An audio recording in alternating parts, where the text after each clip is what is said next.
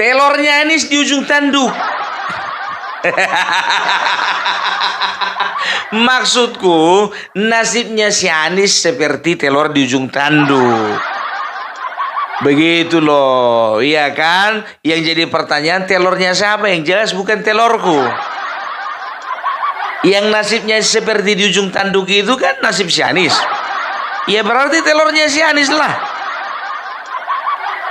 Terserah kalian mau menerjemahkan, mau telur cicak, mau telur ayam, mau telur bebek, mau telur buaya, suka-suka kalian. Jadi kenapa aku katakan nasibnya si Anies seperti telur di ujung tanduk ya? Nyawanya sudah terancam. Karena apa? Karena ternyata sebentar lagi PKS menarik dukungannya dari Anies. Nasib politik Anies Baswedan di ujung tanduk menyusul menipisnya peluang dirinya mendapat tiket maju pemilihan gubernur Jakarta. Partai-partai koalisi pendukung Anies diisukan telah mencabut dukungan dan bergabung ke koalisi Indonesia Maju. Sakit memang dirasakan si Anies, tapi menyenangkan bagiku. Gitu. Ya ibarat karena aku tengok kawanku kejepit telurnya. Aku yang ketawa. Kawanku itulah kesakitan. Maksudnya telur yang lain. Kalau misalnya telur ayam dibeli kejepit kan hampir pecah kan, kawan itu kan, aduh telurku, aduh jangan pecah-pecah nanti. Datang awak di sini ketawa kan begitu. Kita kembali ke pembahasan semula. Kita mau bahas mengenai nasib si Anies, bukan telur si Anies. Jadi begini, ya kan? Jadi bisa dikatakan PKS sebentar lagi akan menarik dukungannya karena ternyata di awal deal-dealan mereka, ya, ternyata ketika itu PKS memang berkomitmen untuk mengusung Anies Baswedan menjadi gubernur dengan pasangannya wakil gubernur adalah dari kader PKS sendiri yaitu Sohibul Iman dengan catatan. Ya, dengan catatan Anies ditugaskan untuk mencari partai lain untuk berkoalisi yang memenuhi kuota suara sampai 22 kursi. Nah, sampai sekarang tidak terpenuhi. Ya, maka habislah kesabaran PKS. Ya. Tapi sebetulnya di sini bukan si Anies yang kusalahkan. Tetapnya PKS kusalahkan. Kenapa? Kenapa kalian kasih tugas skripsi sama anak SD? Anies itu bukan orang partai. Dia bukan kader. Dia bukan pengurus partai. Mana ngerti dia mencari partai mana yang mau dibawanya ke dalam lingkaran kalian? Kecuali kalau dia petugas partai, dia itu adalah pengurus partai. Ya, namanya kalau pengurus partai berarti dia punya koneksi dengan partai yang lain gitu loh. Makanya kalau untuk perkara ini, nilai tawarnya sangat rendah itu si Anies. Nggak ngerti ngerjakan yang kayak gitu-gitu. Kalian paksa anak TK berpikir V sama dengan SPRT. Mana ngerti itu, ya kan? Jadi kalau bisa dikatakan ya, PKS ini bukan tidak berkomitmen, ya kan? Bukan tidak punya prinsip, bukan tidak memenuhi janji. Masalahnya si Anies yang nggak bisa memenuhi tanggung jawabnya. Kan begitu. Sampai sekarang ya PKS belum punya kawan koalisi. Makanya untuk langkah penyelamatan ya PKS harus memikirkan kemana gerbong yang mana yang harus mereka ikuti. Anies nggak punya gerbong. Ya, PDIP pun juga begitu. Otomatis untuk langkah penyelamatan PKS ngikut sama teman-teman lamanya. Nasdem dan PKB. Sama-sama masuk ke Kim. Sehingga berganti nama lah Kim itu menjadi Kim plus plus plus.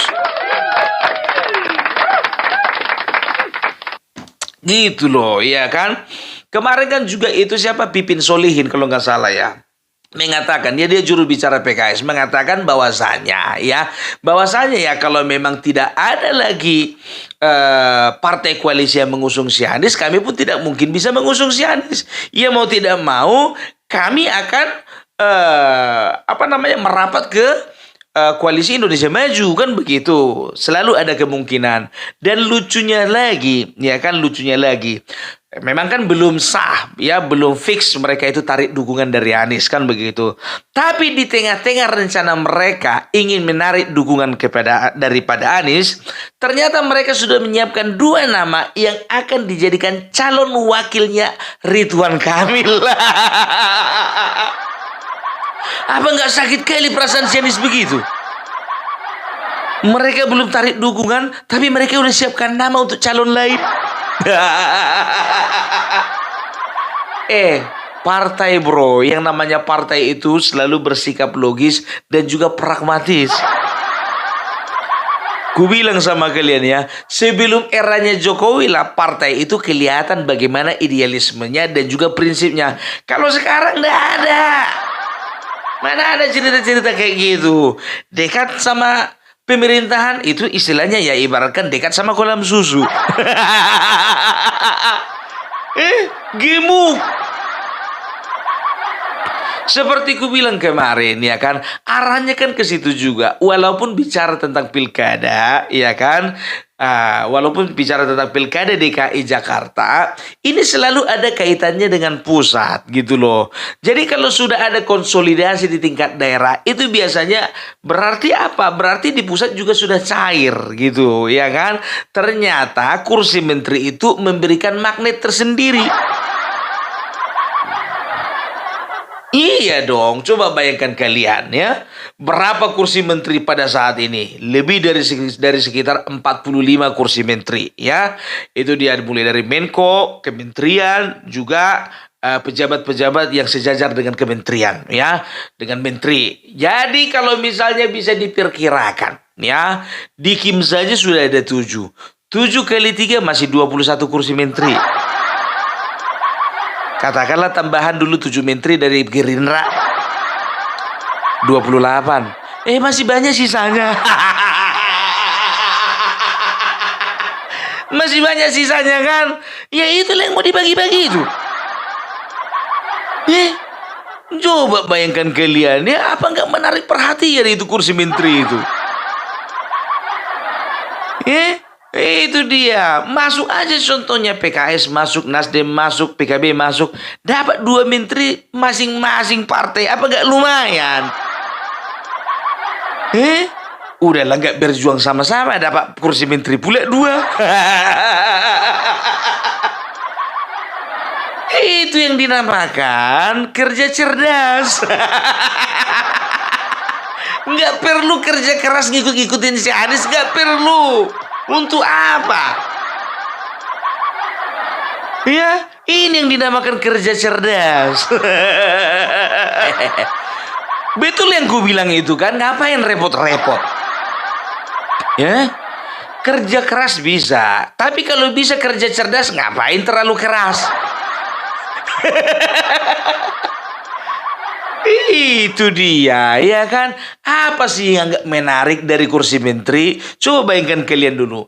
Menko ada 4. Menteri 30, 34. Pejabat setara menteri ada 11. Ya kan? Berarti ada 45.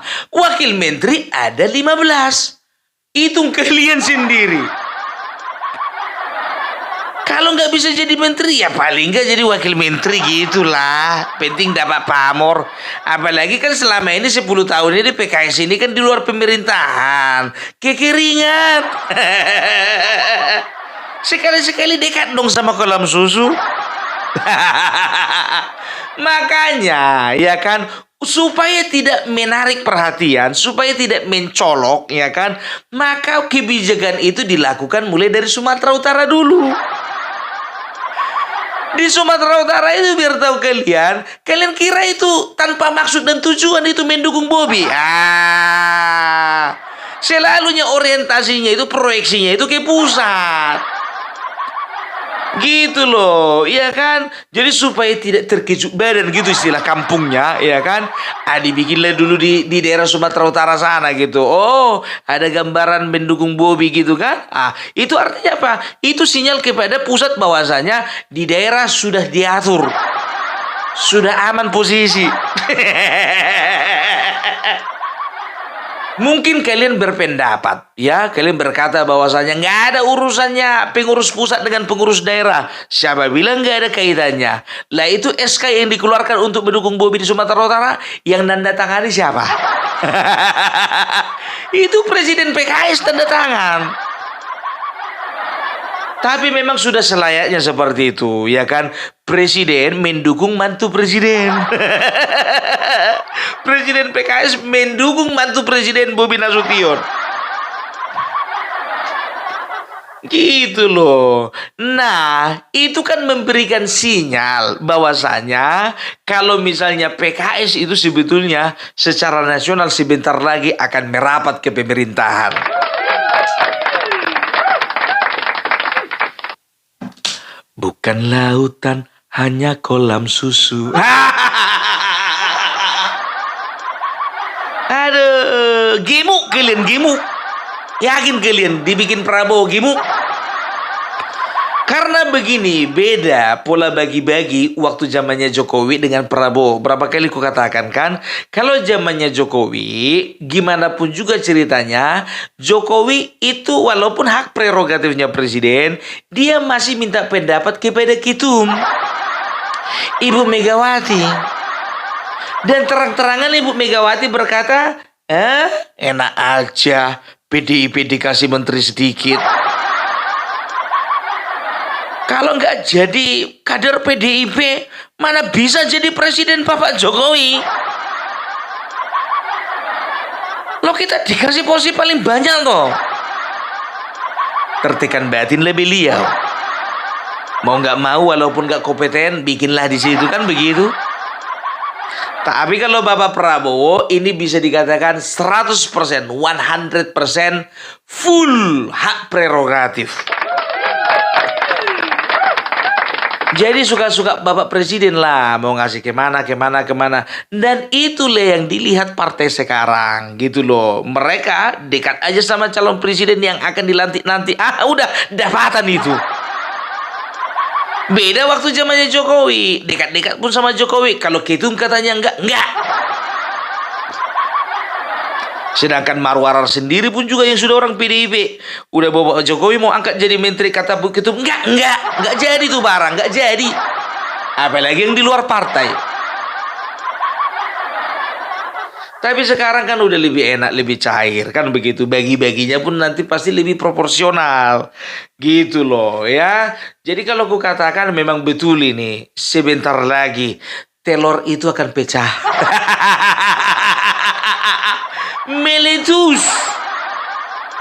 Serot. Aduh. Itulah dia. Makanya aku bilang ya kan, kita itu nggak bisa percaya sepenuhnya kepada partai. Partai itu sekarang A, besok bisa B. Sekarang nasi goreng, besok bisa jadi mie ayam. Itulah partai. Jangan pernah menyalahkan partai ya. Jangan pernah mengatakan bahwasanya ada usaha menjegal Anies Baswedan. Nggak ada itu. Ada intervensi dari Bapak Jokowi sehingga dia berusaha pemerintah dengan Bapak Jokowi untuk menjegal Anies Baswedan. Karena apa? Karena sosok Anies Baswedan itu adalah sosok yang dicintai rakyat dan mereka takut kalau misalnya Anies Baswedan menjadi gubernur. Nggak ada itu. Ngapain takut, kemarin juga udah jadi. Cuman gak beres aja barang-barang itu dibikin.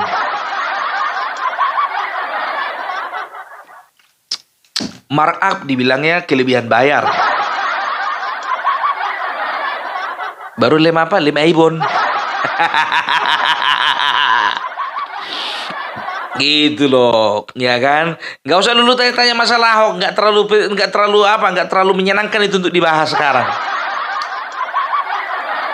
Karena apa? Karena sampai sekarang pun juga belum ada deklarasi. Belum ada pengumuman. Karena mau diumumkan percuma. Kenapa percuma? Belum ada kawan koalisi. Semua kawan-kawan udah pergi ke tengah-tengah. Gitu loh, ya kan? Jadi mati kutu dua-duanya ini. Ahok mati kutu, yang si Anies pun juga mati kutu. Ya kan? Jadi kalau bisa dikatakan yang namanya partai itu, ya kan selalu mereka itu berpihak kepada kemenangan. Bukan berpihak kepada yang mau menang. Belum tentu yang mau menang itu menang. Partai itu kan bisa dilihat itu, mana yang pasti menang. Makanya aku berani jamin Ridwan Kamil pasti menang karena apa? Arahnya sudah ke situ. Masa nggak peka sih kalian? Tapi pengamat politik. Ya, udah ke situ arahnya dah, ya kan? Bobby pun begitu juga, ya. Walaupun aku jujur saja tidak mendukung Bobby, tidak mendukung Nixon, tidak mendukung Edi Rahmayadi, tidak, ya kan? Tapi kalau ku katakan memang ya sudah menang dia itu si Bobby. Gitu loh, ya kan? Cemana mau dibilang lagi, ya kan? Sudah alam namanya juga.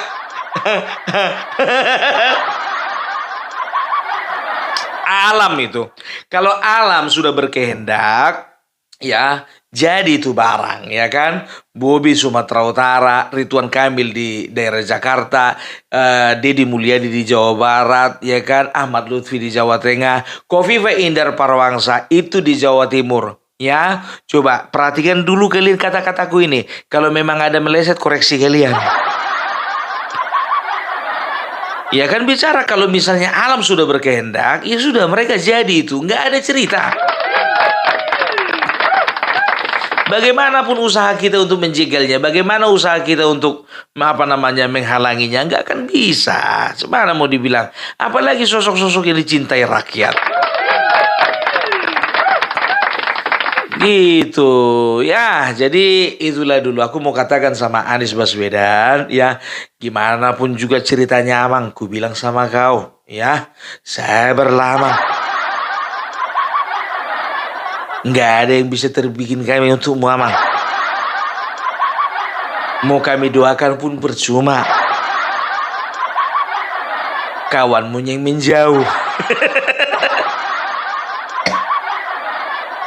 Sudah tahunya aku kalau kau sudah berusaha sangat keras. Tapi ya itulah dia. Ya, sekeras-kerasnya kau berusaha. Lebih kerasnya ternyata kekuatan magnet dari kolam susu tadi. Ternyata lebih menggiurkan kolam susu yang sebelah. Aduh. Oh, ya, jadi udahlah kayak gitu ya Nis ya. Kalau aku bilang sama kau ya, nggak usah maksa kali lah. Kalau nggak sanggup mundur lah. Nggak usah dipaksakan. Kan bukan uangmu juga yang habis.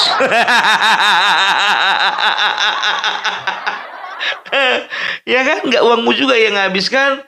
Itu dia. Ya, oke lah dulu ya kalau kayak gitu ya. Semoga kita boleh berada tetap di dalam kedamaian ya. Salam Parbelak, salam NKRI, NKRI harga mati. Nasib politik Anies Baswedan di ujung tanduk menyusul menipisnya peluang dirinya mendapat tiket maju pemilihan gubernur Jakarta. Partai-partai koalisi pendukung Anies diisukan telah mencabut dukungan dan bergabung ke koalisi Indonesia Maju. Bagaimana pertaruhan politik Anies Baswedan jika gagal mendapat tiket maju Pilgub Jakarta? Sore ini kita akan membahasnya dengan juru bicara Anies, Sahrin Hamid, dan Direktur Eksekutif Trias Politika Agung Baskoro. Selamat sore Bapak-Bapak. Sore Mbak Nana. Saya mau ke Bang Sarin terlebih dahulu. Bang Sarin, isu penjegalan terhadap Anies Baswedan semakin kencang berhembus. Apakah dari pihak Mas Anies mengakui bahwa akhir-akhir ini komunikasi politik dengan partai-partai ada perubahan sikap memang? Yang pertama bahwa kami justru melihat tidak ada perbedaan sikap sama sekali. Karena kita tahu bahwa sampai dengan saat ini justru partai-partai yang telah menyatakan sikap secara resmi mendukung Anies Baswedan sebagai calon gubernur, nah itu tetap pada sikapnya. baik itu PKS, baik itu Nasdem maupun PKB yang sudah disampaikan oleh pimpinan wilayahnya. Jadi kami melihat bahwa posisi itu sampai sekarang ini tidak ada perubahan apapun. Dan kami sangat optimis bahwa kesepakatan di tingkat partai politik yang mendukung Anies Baswedan ini akan terus berlangsung sampai dengan pada fase pendaftaran di KPU pada tanggal 27 sampai dengan 29 bulan Oke, ini. kalau memang tidak ada perubahan sikap, kenapa SK rekomendasinya belum diberikan kepada calon Anda? Ya, memang kan saat ini kita tahu bahwa dari masing-masing partai pengusung yang telah mengusulkan itu kan memiliki tentunya aspirasi. Nah, aspirasi ini kan pada fase berikutnya kan harus didudukan secara bersama. Kita tahu bahwa PKS menyampaikan aspirasinya terkait dengan dukungan Anies dan juga Sohibul Iman, begitu pula PKB yang tidak memberi catatan dan Nasdem yang juga memberikan catatan bahwa wakil tidak mesti dari Nasdem. Nah ini kan tentunya sudah harus pada fase untuk menyamakan persepsi. Oke. Kesepakatan menjadi bersama selanjutnya adalah langkah-langkah yang lebih tindak lanjut daripada apa yang telah menjadi kesepakatan bersama tersebut. Tinggal 20 hari lagi, tapi partai-partai ini belum duduk bersama untuk membahas deklarasi mengusung Mas Anies dan juga wakilnya. Apa yang mengganjal? Kenapa nggak ada pertemuan duduk bersama nih? Ya, memang komunikasi di antara partai terbangun. Misalnya komunikasi antara PKS dengan Nasdem terbangun, begitu pula dengan PKB. Hanya memang menjadi sebuah kesepakatan langkah bersama, langkah ya.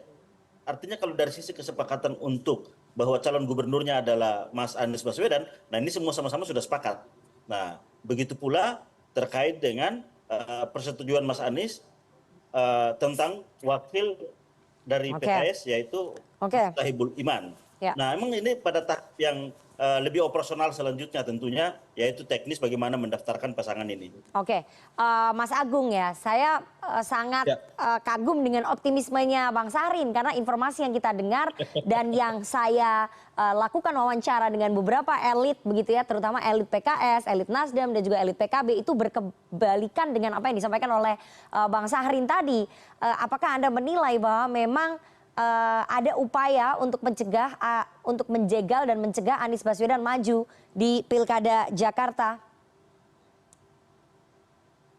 Ya, kelihatan sekali sebenarnya ketika memang PKS sudah merubah sikapnya secara perlahan. Itu bisa ditunjukkan dari PKS dan terakhir ketika dalam beberapa hari terakhir ya PKS kemudian sudah memberikan deadline yang tidak mampu dipenuhi oleh Anies 40 hari dan itu waktunya 4 Agustus kemarin. Nah, saya dalam tanda petik sudah diterima dan dalam beberapa hal nama-nama yang akan mendampingi RK justru muncul dan menguat dari PKS.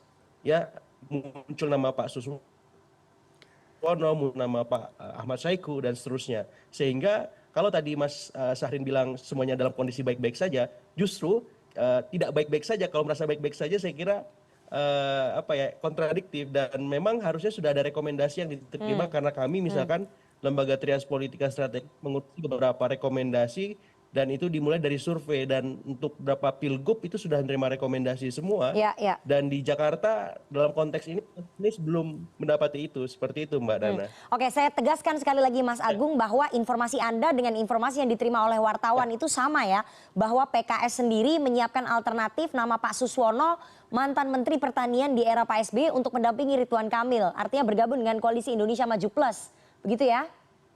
Dan Pak Saiku juga. Oke, jadi ada 2 nama yang diusulkan PKS sebagai alternatif mendampingi Ridwan Kamil. Iya, Suswono dan Ahmad Saiku, Presiden PKS. Begitu ya Mas Agung ya, informasinya sama ya? Oke, saya mau ke Bang Sahrin terlebih dahulu. Bang Sahrin, tadi menurut Mas Agung bahwa kondisinya tidak baik-baik saja bagi Mas Anies. Bahkan selain PKS, kami juga mendengar bahwa Nasdem, Ketua Umum Partai Nasdem Pak Surya Paloh sebetulnya sudah berpamitan dengan Mas Anies Rabu pekan lalu di Nasdem Tower untuk tidak jadi mengusung Mas Anies.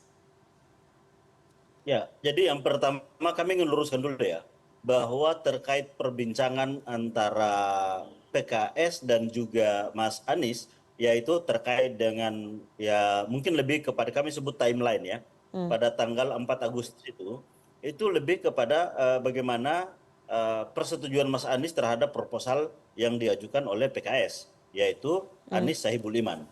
Dan tidak sampai dengan tanggal tersebut, justru ketika pertemuan itu disampaikan 1 hari setelah bertemunya Mas Anies dengan Mas Sohibul Iman di Jakarta di bulan Juli, itu besoknya langsung disampaikan kepada Pak Presiden PKS bahwa Itu di bulan Juli, ini ini situasinya udah Agustus Bang Sahrin.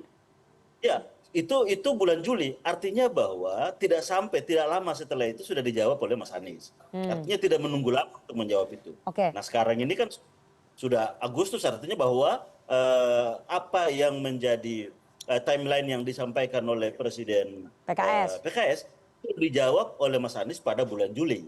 Artinya bahwa ya tidak melewati batas waktu yang sudah disampaikan. Oke. Itu terus yang kedua, bahwa kita tahu sampai dengan saat ini kan tidak ada apa namanya sikap resmi yang membatalkan apa yang telah disampaikan oleh partai-partai tersebut. Nah, kami sangat meyakini bahwa konsistensi, integritas, dan keteladanan politik dari para ketua umum partai ini ya sudah sangat teruji. Oke. Kan kita tahu bahwa pidato Pak Surya Paloh beberapa hari ke belakang bahwa kita adalah bagaikan pelaut, gitu, bahwa yang namanya laut pasti ada ombak, ada Ya. angin, dan Ya. kita berupaya untuk sampai ke Pertanyaan tepian. saya Dan berarti kira bahwa ya politik ya seperti itulah kira-kira, bahwa Oke. ada angin, ada ombak, dan sikap partai politik ya selalu menjadikan warga sebagai preferensi utama. Dan Oke. kita tahu menurut survei bahwa warga Jakarta mayoritas menghendaki Mas Anies untuk kembali maju sebagai Oke, ini gubernur. pernyataan langsung dari Wakil Ketua Umum PKB ya, Jazilul Fawait, baru tadi siang, bahwa PKB akan mengkaji ulang usulan Anies maju di DKI Jakarta. Bagaimana ini? Artinya PKB mulai berubah haluan DPP-nya. Akan mengkaji ulang pencalonan Mas Anies di Jakarta. Bang Sahrin. Baik, kan gini, namanya keputusan itu kan ada proses mengkaji, ada proses membahas tentunya, ada proses internal, ada Oke. mekanisme. Itu wajar bagi setiap partai dalam sebelum memutuskan sesuatu pasti melalui proses kajian. Dan kita tahu bahwa semua partai ketika menyampaikan sikap resminya sebagai official itu adalah sikap resmi partai, pasti sebelumnya diawali dengan proses kajian. Nah, sehingga bahwa ada perkembangan, ada dinamika, sehingga itu harus dilakukan apa namanya pengkajian. Nah, ya bagi kami itu adalah sebuah proses yang wajar yang ditempuh oleh setiap partai politik dalam memutuskan dengan tentunya melalui mekanisme Oke. internal partai masing-masing. Oke, saya mau Posisi kita tentunya menghargai dan menghormati proses itu. Oke, masih optimis sekali Mas Agung. Saya ingin tanya, situasi ini tidak menguntungkan bagi Anies Baswedan ya?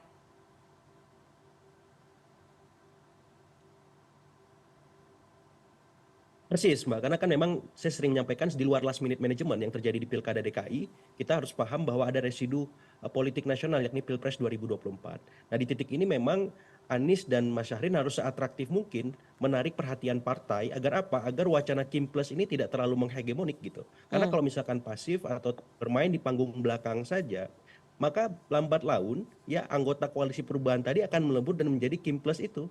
Dan PKS hari ini sudah memberikan kode keras sebenarnya ketika deadline 4 Agustus itu tidak dipenuhi dengan paket aman ya Mbak. Jadi kalau misalkan paket aman Saya ini nggak bisa luruskan dulu ya, masuk, layak, paket yang ya, 4 Agustus itu sudah dipenuhi di ya. bulan Juli. Jadi tidak melewati itu. Karena bulan Juli 1 hari Karena kursinya tidak Anies cukup Mas bertemu Syahrin, dengan- hanya ya. 8 hanya kursi Hanya PKS saja. 18. PKS hanya memberikan deadline tambahan untuk memenuhi pilkada threshold 22 kursi dan itu kurang sampai 4 Agustus. Nah, itu yang belum dipenuhi dan akhirnya PKS harus memberikan skenario alternatif di luar bersama Mas Anies. Dan tiba-tiba Kim kemudian mendeklarasikan RK dan ini menjadi sangat kompetitif dan kalau misalkan Mas Anies tidak seatraktif RK ataupun koalisi Indonesia Maju Plus, maka Mas Anies dalam bahaya. Oke, jadi memang situasi ini tidak menguntungkan bagi Anies Baswedan. Saya ingin tanya, dengan situasi yang tidak menguntungkan ini, Bang Sahrin, kalau PKS, PKB, PKS kalau Nasdem, PKS dan PKB check out, apakah pihak Mas Anies akan mencoba menjalin komunikasi dengan PDI Perjuangan? Meskipun kursinya Ya, PDIP juga kalau nggak cukup ya. Ya, kalau komunikasi, saya kira sampai saat ini kan ada tiga partai itu, dan juga ada komunikasi dengan PDI Perjuangan tentunya. Dan ini Oke. kan masih berjalan terus komunikasi itu. Dan kami sangat meyakini bahwa pimpinan partai kita ini sudah teruji bagaimana komitmennya terhadap demokrasi dan bagaimana menghadirkan begitu banyak pilihan Bang kepada Sarin, kita warga. bicara skenario yang paling buruk ini, kalau mereka check out. Jadi gimana Ya, komunikasi dengan PDI saya kira gini, Perjuangannya? kita apa namanya dengan PDI Perjuangan kan tetap membangun komunikasi itu tentunya, sehingga apa kita masih tetap optimis bahwa tiga partai plus PDI Perjuangan dalam kondisi apapun kami mengira bahwa teman-teman ataupun pimpinan partai politik ini tetap dengan apa yang telah diputuskan oleh masing-masing. Oke, saya mau ke Mas Agung lagi. Mas Agung, komunikasi dengan PDI Perjuangan dijalin, tapi menurut Anda peluangnya seperti apa? Karena kalau kita dengar tidak begitu responsif juga peluang di PDI Perjuangan untuk mengusung Anies Baswedan. Dan kursinya juga nggak cukup sebenarnya kalau hanya PDIP saja. Persis Mbak, karena memang ada ganjalan historik ya antara Anies dengan PDIP ketika 2017 kemarin, itu satu. Yang kedua memang grassroots PDIP ini menghendaki mereka punya kader yang bisa dimajukan juga, dan ini butuh waktu lagi untuk mengkonsolidasikan siapa cagup dan cawagupnya, karena selisih misalkan Pak Ahok dengan Pak Anies itu tipis. Ya kalau memang dealnya wakil, saya kira Mas Anies harus mengkonsolidasikan betul koalisi perubahan, sehingga memang ada wacana baru koalisi perubahan plus misalkan untuk menandingi Kim plus seperti itu. Tapi sayangnya waktu itu kan sudah terlewati. Nah, saya berharap ini segera ya bermanuver. Ya saya kemarin menyampaikan bahwa coba usahakan koalisi perubahan plus hadir misalkan mengenai Kim plus. Kemudian coba dipertimbangkan Mas Anies dinaturalisasi ke partai manapun misalkan. Oke. Karena nggak bisa netral seperti ini posisi Mas Anies, karena kan kalau misalkan salah melangkah di detik-detik seperti ini, saya kira Mas Anies bisa terancam untuk tidak bisa maju di pilkada, walaupun itu masih kemungkinannya ada ya, karena Oke. KPU baru membuka pendaftaran 27. 27 sampai 9 Agustus. Oke. Tapi jangan terlalu lama ini, karena di belakang panggung ini Kim Terus Plus berjalan ya. dua Terus tiga hari akan berjalan deklarasi dan plusnya itu berproses. siapa saja. Ya, apakah PKB, apakah Nasdem. Nah, krusialnya kalau PKS masuk. Hmm. Oke, jadi Seperti krusialnya itu. adalah di PKS ya. Tapi Mas Agung, Anda melihat apakah Persis. kemudian PKS Ini akan jantungnya, tega Pak. meninggalkan Anies Baswedan yang selama ini dianggap sudah banyak memberikan kotel efek elektoral? Kenapa tidak? Karena PKS mendapatkan paling sedikit kotel efek di Oke. Pilpres kemarin. Paling besar Nasdem, kedua PKB, ketiga PKS. Buat PKS secara rasional, Mas Anies bukan kader. Kecuali Mas Anies kadernya PKS. Itu ada alasan kuat bagi PKS untuk menolak Kim Plus. Tapi kalau Mas Anies masih seperti sekarang, mohon maaf lahir batin Bang Syahrin. Oke, maksudnya seperti sekarang apa? Harusnya Mas Anies masuk ke partai gitu Mas Agung? Kondisi seperti ini mengharuskan seperti itu Oke. mestinya. Oke. Karena ada urgensi, Mas Anies harus, karena kalau tidak, resiko besar dia tidak bisa berlayar di pilkada nanti. Tapi Oke. semua masih terbuka, tapi kemungkinannya makin kecil. Ya, Bang Sahrin, bahwa ada saran ini sebetulnya menyatakan bukan Mas Agung saja, tapi beberapa elit politik mengatakan bahwa Mas Anies harus masuk menjadi kader partai politik supaya bisa diperjuangkan oleh partainya kalau memang ingin mendapatkan tiket di pilkada. Apakah ini kemudian menjadi pertimbangan Mas Anies untuk memakai jaket partai tertentu demi mendapatkan tiket pilkada? Ya, sebenarnya kan bahwa partai politik penting menjadi bagian dari pilar demokrasi. Dan yang kedua, untuk memenangkan pilkada, ya kita melihat bahwa salah satu parameter adalah bagaimana preferensi publik atau rakyat dalam hal ini terhadap pasangan calon atau terhadap calon. Nah, Mas Anies kan memenuhi kriteria elektabilitas itu. Nah, untuk itu, maka jika nantinya bahwa terkait dengan partai politik, ya itu menjadi bagian dari konsekuensi. Nah, untuk itu maka ya ini masih berproses, ini masih berjalan, dan saya kira waktunya masih cukup untuk membangun komunikasi itu agar bisa ikut berangkat dalam hal ini ikut berlayar dengan pasangannya nanti di Oke, Pilkada 2024. oke. Mas Agung, singkat ya. Kita tetap berharap bahwa bukan hanya satu pasangan calon, yakni Ridwan Kamil dan pasangannya yang akan berlaga, tapi kita berharap sosok seperti Anies Baswedan, Basuki Cahayapurnama ini bisa semuanya berlayar sehingga menyemarakan, memberikan banyak pilihan kepada masyarakat DKI begitu ya. Tapi saya ingin tanya skenario paling buruk, kemungkinan paling buruk kalau Anies Baswedan tidak mendapatkan tiket di Pilkada Jakarta, apakah ini merupakan akhir politik, akhir dari karir politik seorang Anies? Kalau akhir enggak. Mas Anies punya jalannya biasanya Bang Syahrin ya. Jadi Ya. banyak celah, banyak cara seperti itu bisa saja membuat partai Abah misalkan. Itu bisa Oke. salah satu skenario. Atau Partai masuk apa Mas? Partai Abah? Partai Abah. Oke. Partai Abah. Misalkan ya masuk partai yang sudah ada dan seterusnya dan seterusnya. Saya kira politisi punya banyak jalan dan saya kira Pilkada DKI bukan segalanya seperti itu Mbak Nana. Oke, seperti kata Winston Churchill, dalam kehidupan Anda bisa mati sekali dan hidup sekali, tapi dalam politik Anda bisa mati sekali dan hidup berkali-kali. Jadi kalaupun Mas Anies tidak mendapatkan tiket di Pilkada Jakarta, ini bukan merupakan akhir dari karir politik seorang Anies Baswedan ya. Menurut Mas Agung seperti itu, masih banyak jalan menuju karir politiknya. Tapi kita tunggu semoga semua tokoh-tokoh potensial yang ada di survei bisa maju mendapatkan tiket di Pilkada Jakarta sehingga pilihan warga Jakarta menjadi lebih banyak untuk bisa menentukan pilihan. Terima kasih dua orang narasumber yang sudah bergabung pada sore hari ini. Ada Mas Safrin Hamid dan juga Mas Agung Baskoro. Sehat selalu Bapak-Bapak. Siap, terima kasih.